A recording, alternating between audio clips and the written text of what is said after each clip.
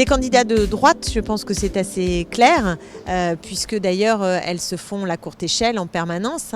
Les trois droites courent derrière l'extrême droite en voulant imposer dans cette campagne un seul thème, celui de la sécurité, alors que c'est une compétence régalienne d'État.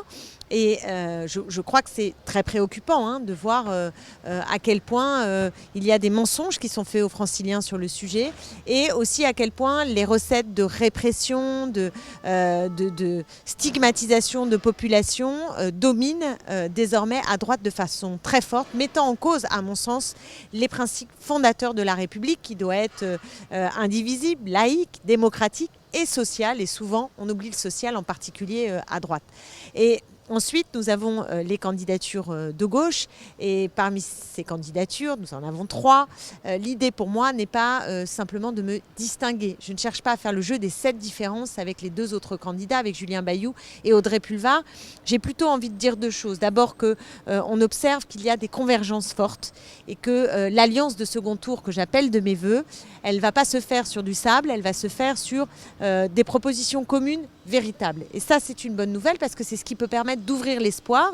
Valérie Pécresse est haute au premier tour, autour de 30%, mais les 3 listes font elles aussi 30%. Et dans le cadre d'une quadrangulaire, en réalité, la situation est beaucoup plus ouverte qu'il n'y paraît en Ile-de-France. La gauche peut l'emporter. Et c'est là où peut-être je vois mon point de différence.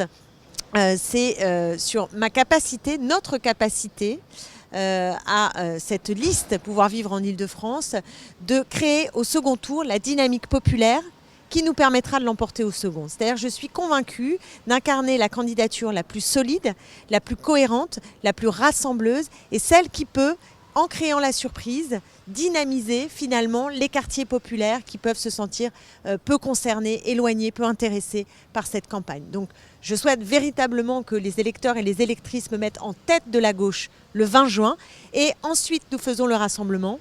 Et je pense que vraiment les jeux ne sont pas faits, nous pouvons l'emporter.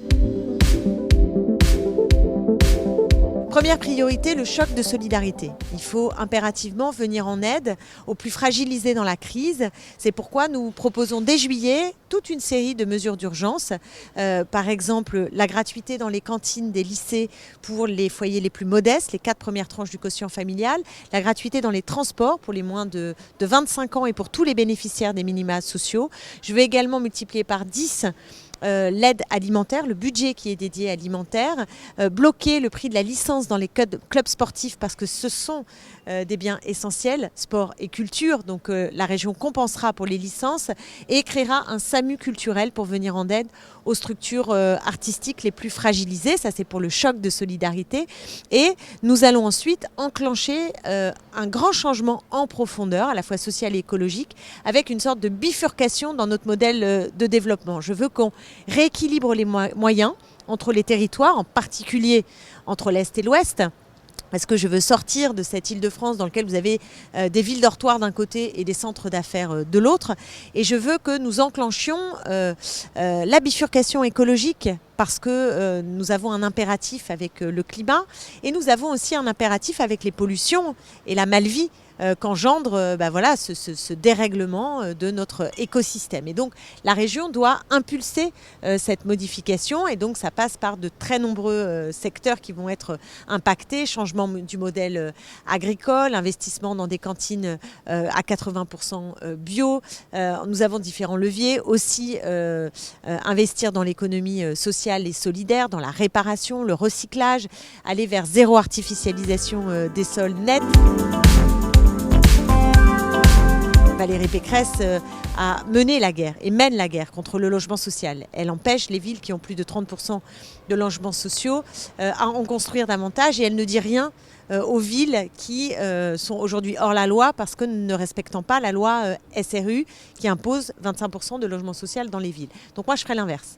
C'est-à-dire qu'avec moi, ce sont les maires qui sont délinquants aujourd'hui qui auront affaire à des menaces sur les subventions qui sont données. Et à propos de menaces, je termine là-dessus, parce que c'est impossible de ne pas le dire dans notre programme, c'est que les entreprises du CAC 40 qui ont reçu des millions et des millions d'euros de la part de Valérie Pécresse depuis le début de la mandature, eh bien ce sera fini. Vous voyez, le million d'euros qu'elle a donné à Renault, qui annonce dans le même temps qu'il va licencier 2400 personnes, ce sera terminé. Ces millions dilapidés auprès de grands groupes qui reversent des dividendes, eh bien, il sera réinvesti dans les TPE, les PME utiles, les commerces de proximité. C'est ça notre priorité et c'est vraiment un changement de logique que nous allons impulser à la tête de la région.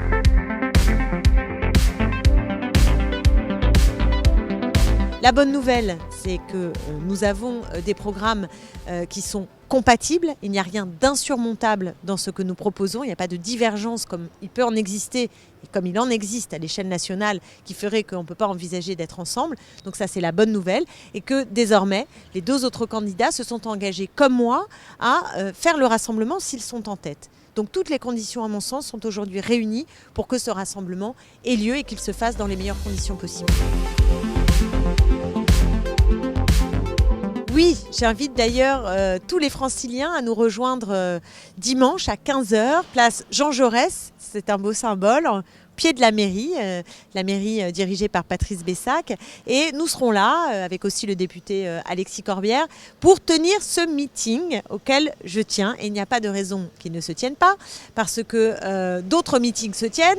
Jordan Bardella le fait dans un lieu privé. Le candidat de La République En Marche sera également au Parc Floral.